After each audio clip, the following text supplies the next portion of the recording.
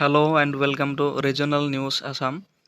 অংগনবাদী কৰ্মী আৰু সহায়িকাৰ দৰমহা বৃদ্ধিৰ ওপৰত চিটু অসমৰ ফালৰ পৰা নতুনকৈ কেইবাটাও গুৰুত্বপূৰ্ণ সিদ্ধান্ত লোৱা গৈছে। এই দৰমহা কেতিয়া বৃদ্ধি হ'ব আৰু মুখ্যমন্ত্ৰী ডাঙৰীয়াই কেইদিনমান আগত চিটু অসমৰ ফালৰ যি সিদ্ধান্তবিলাক আছে সেই গোটেইখিনি নাকচ কৰিছে আৰু চিটুৰ কাষ চাপিব মানা কৰিছিলে যে আপোনালোকৰ যদি দৰমহা বৃদ্ধি কৰিব লাগে তেতিয়াহ'লে আপোনালোকে চিটুৰ ওচৰত নাযাব। তো সেই সন্দৰ্ভত চিটুৰ প্ৰধানে ইয়াতে কি কৈছে আৰু দৰমহা কেতিয়া বৃদ্ধি হ'ব সেই গোটেইখিনি কথা আপোনালোকে আজি তেওঁলোকৰ মুখেৰে শুনি লওক। ধন্যবাদ।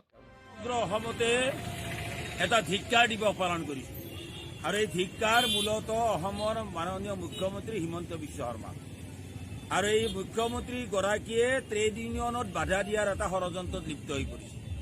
শ্ৰমিকক সংগঠন কৰাত তেখেতে বাধা দিব বিচাৰিছে। CITUৰ সংগঠনৰ বিৰুদ্ধে নানা অপপ্ৰচাৰ চলাইছে আৰু এই ধৰণৰ অপপ্ৰচাৰৰ বিৰুদ্ধে আজি সমগ্ৰ অসম জুৰি CITUৱে ধিক্কাৰ দিৱস পালন কৰিছে। আমি এই নিৰ্বাচনী বতৰৰ এই পৰিৱেশৰ মাজতো সমগ্ৰ অসমতে বিভিন্ন জিলাত বিভিন্ন ইউনিয়নে তাৰ নিজৰ নিজৰ অঞ্চলত এই ধৰণে আজি ধিক্কাৰ দিৱস পালন কৰিছে। আমাৰ হাতত ইতিমধ্যে খবৰবিলাক আহি আছে।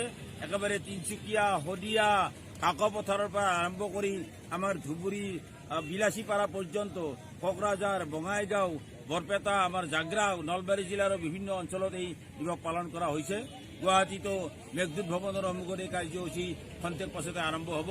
আমি নলবাৰীত আজি অনুষ্টুপীয়াকৈ হ'লেও কেইজনমানে হ'লেও এই ভূপেন হাজৰিকা উদ্যান পাৰ্কৰ সন্মুখত এই ধৰণে সমবেত হৈছোঁ এই ধিক্কাৰ জনাবলৈ।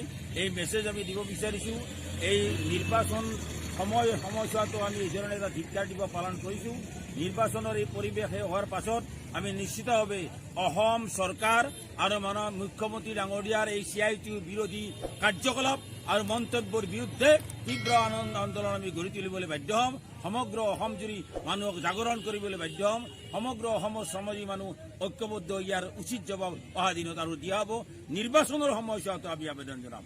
এই ধৰণৰ শ্ৰমিক বিৰোধী এখন বিজেপি দল যদি হয়, যি দলৰ নেতা হিমন্ত বিশ্ব শৰ্মা, এই দলৰ কাৰ্যকলাপক যদি সঁচাকৈ শ্ৰমিকে বেয়া পাইছে তেতিয়াহ'লে এই নিৰ্বাচনতো কোনো শ্ৰমিকে যাতে বিজেপিক ভোট নিদিয়ে।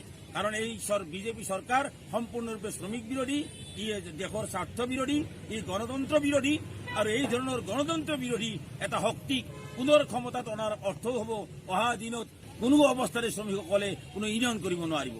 গতিকে এই অধিকাৰক বাধা দিয়াৰ প্ৰতিবাদত বাধা দিয়াৰ কাৰণে আমি ধিক্কাৰো জনাইছোঁ আৰু সমগ্ৰ অসমৰ শ্ৰমজীৱী ৰাইজক আবেদন জনাইছোঁ, বিজেপিক ভোট নিদিব। বিজেপিক পৰাস্ত কৰাৰ স্বাৰ্থত বাওঁ আৰু গণতান্ত্ৰিক ধৰ্মনিৰপেক্ষ শক্তিসমূহ